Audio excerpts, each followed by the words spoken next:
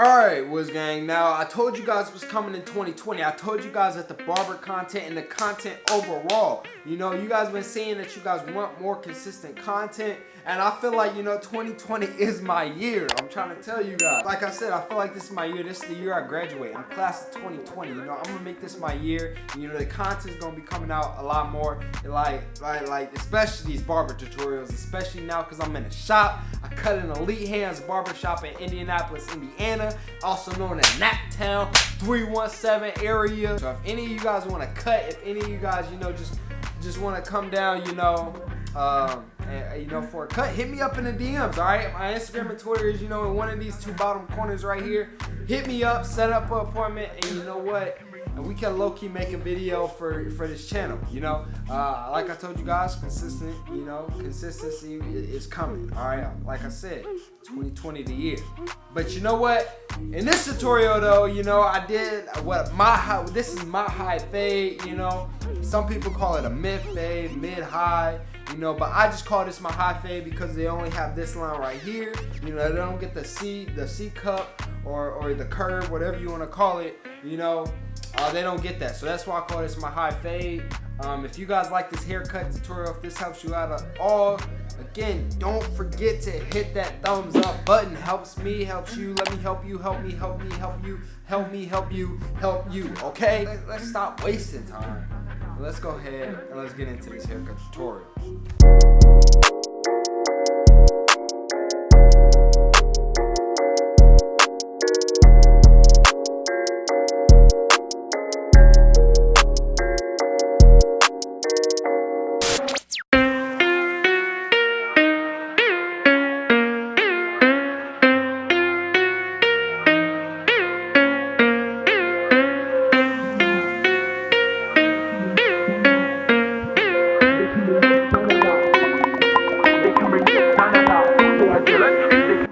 Alright, Woods Gang, I hope you guys ready to go ahead and let's just go ahead and get this haircut started. So right here, I got my comb and I'm basically just preparing my canvas for my fade. I'm really just, want to lay down all the hair so everything's really in place so I can go ahead and start setting in my guidelines.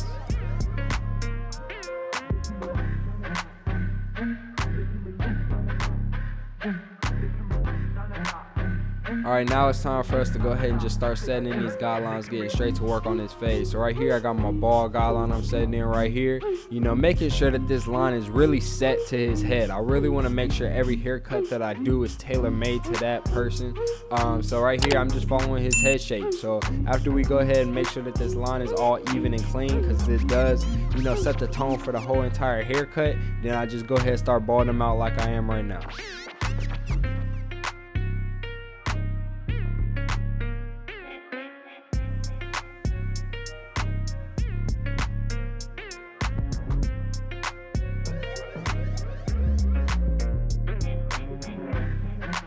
Alright, right here, I'm kind of just doing like a little follow-up with my trimmers because I've kind of found out and kind of realized, if I leave it, like how I did when I used just my clippers, it kind of irritates the skin when I go back with the shaver because the shaver is working harder. So how I eliminated that is kind of just using my trimmers so my shaver doesn't have to work that hard and irritate the skin.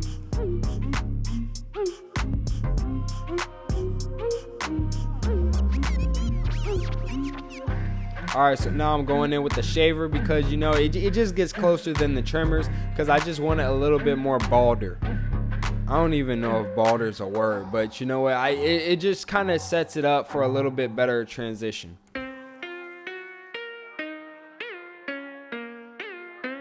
Alright, so now I have everything balded to my liking. Now it's time to really jump into this fade with my wall cordless seniors, stretching the guidelines to a ½ an inch on the sides and then 1 inch in the back. Now the reason for me stretching it to 1 inch in the back is because of the density of the hair. The hair is really more dense in the back, so the reason for, if you guys kind of notice, if you guys don't stretch your guidelines out, is that usually it looks like there's more hair in the back than the sides, and it really makes an unbalanced fade. So really what I do is just stretch the guidelines. So, and right here you guys see me going over everything that I just cut, and that's really just to make sure that I get the hair as even as possible, and when you do that, it leaves less dark spots.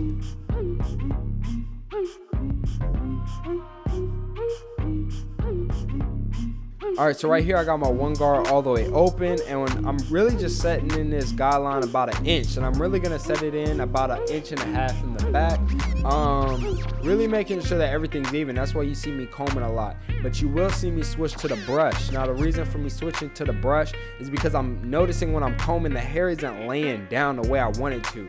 Now I'm not going to stress the importance of laying down the hair when you're fading. You really want the hair laid. Now the reason for that is because when the hair is laid and put in place, it really just helps you make a cleaner fade, and it also helps with the cleaner appearance. As you guys can see right there, you know, I just brushed and everything just started falling into place. You know, sometimes with certain hair textures you really just have to just whip out the brush and put down the comb, in my opinion. But the one guard is the last guard, or at least I should say the biggest guard we're going to be using.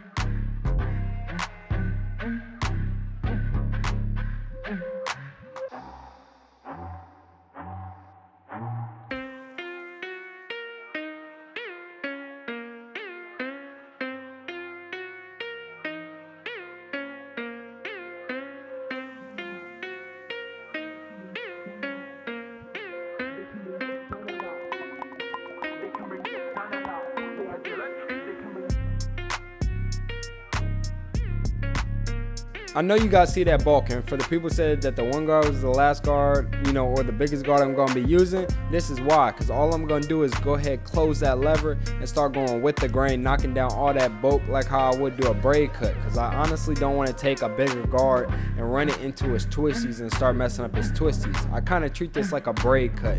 So I feel like, you know, the one guard is going to lay right into that, you know, one all the way open. And then after this, we're going to continue to use that one guard all the way closed.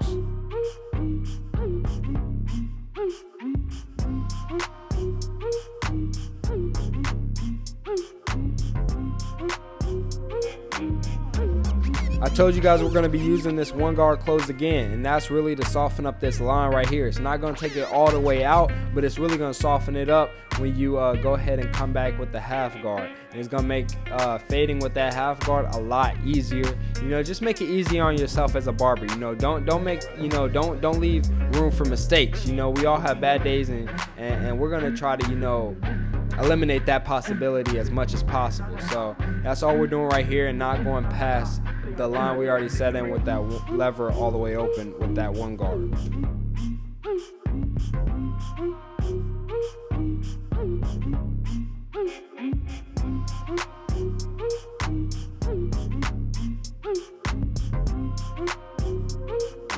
Now that we just softened that line up, now it's time to go ahead and go in with that half guard. So I do a little bit more of a lever play. I kind of test out the water, you know, have that lever open, and then I slowly close it, just kind of getting a feel. You know, I really don't want to mess up this fade, so I'm kind of going in with caution, because you can always take the hair off, but you can't put the hair back on. You know what I'm saying? So I'm really going in with caution, getting a feel for his hair texture when I'm cutting it. So right here, now I close the lever, and now I'm going in with a little bit more confidence at that line. Really just trying to break the line and not bring the fade up.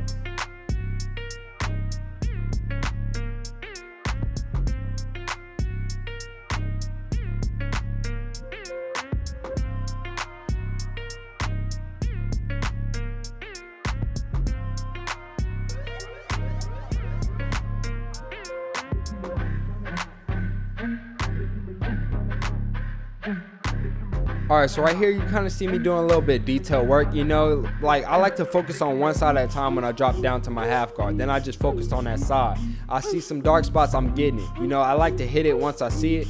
But you know, after this, I'm gonna go ahead and drop down to my lever close, and then it's time to take out that first initial bar guideline we set in. You know, and as you guys can see, that guideline is coming out like butter. It's because we set it in with this clipper. You know, we made it easier on ourselves. You know, yeah, you know, I honestly feel like, you know, my trimmers are a little bit too, you know, sharp to be using as guidelines, because then, you know, it makes more work to take out, you know. And yeah, you could take it out, you know, anything you put it in with, you could take it out with, but you know, why make more work for yourself? Like, you know, I feel like I could set in a nice, neat guideline with, you know, my clippers. And you know what, it's saving me time, because I feel like also the blade is bigger on my clippers, and I get to go across the hair really fast, and it saves me time, makes things easier on me. I don't really have to work that hard to really accomplish a great fade.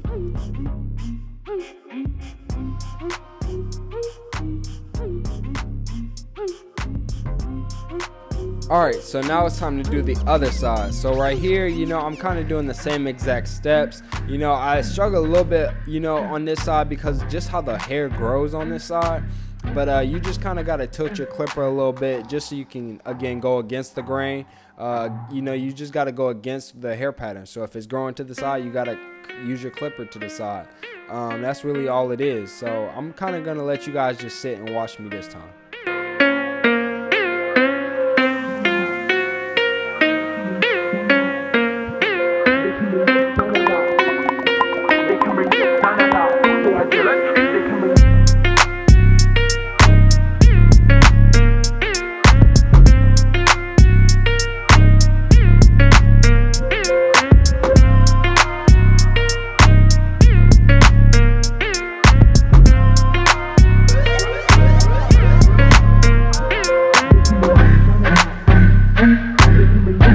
Alright, so I really want to talk you guys through the back, because the back is really important. The back is really what unifies this whole entire fade together.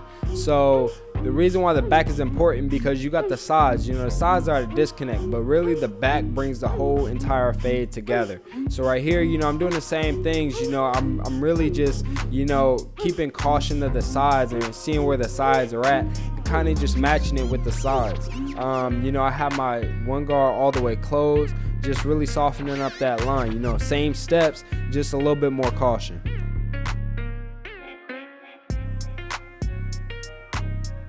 Like I told you guys, you know, same steps, you know, same process, just a little bit more confidence, because I already tested out the water on the sides.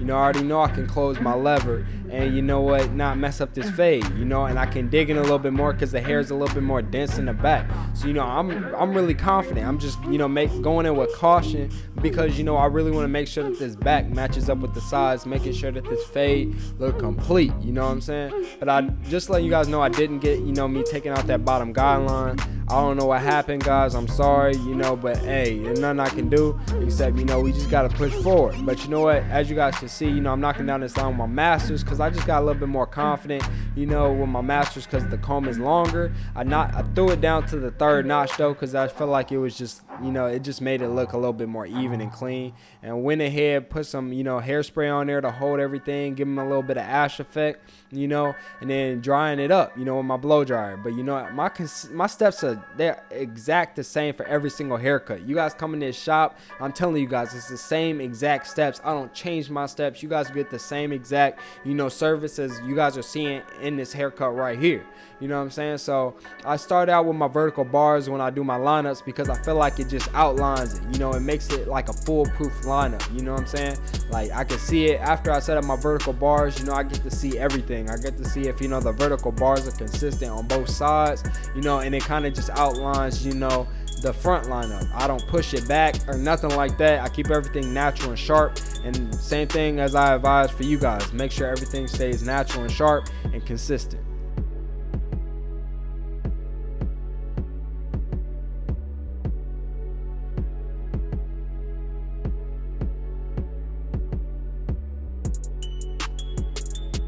Now it's time to be doing what every single barber should be doing. You know, no barber should not be doing this, because this is the ultimate, you know, finish up. And when you hit that line with that razor, it automatically makes that line pop. You know, it just makes that, you know, just a lot more, you know, sharper, because nothing gets closer than a razor, you know. So, you know, I'm dusting away that line, you know, going back, hitting that line, because, you know, if you consistently hit that line, you know, it's gonna make it look sharper. You know, I can keep hitting that line because I already have that hairspray as a barrier, so I'm not taking off that many layers of skin, you know, so that's why I like throwing that hairspray down as well. But right here, we go ahead, we just finish off this haircut. You know, you guys see that the cut was clean. It was clean, you know, before I put this enhancements on there. You know, it just adds a little bit more pop, a little bit more flair, a little bit more style. You know, if my client goes washes his hair, my client's still gonna be satisfied because he still got a clean cut. You know what I'm saying? That haircut still look nice. So you know, you know what, I feel like the enhancements just adds a little bit more flavor, adds a little bit more style to your cut, makes your cut your cut. You know, my clients always say, yo, everybody's always asking, you know, yo, who cut your hair, who cut your hair? Because you know what, I just add that little bit of pop to it, that little bit of, you know, something that nobody else is really doing. And honestly, I don't know why nobody is not doing this, because it just adds that much more sharpness to the cut.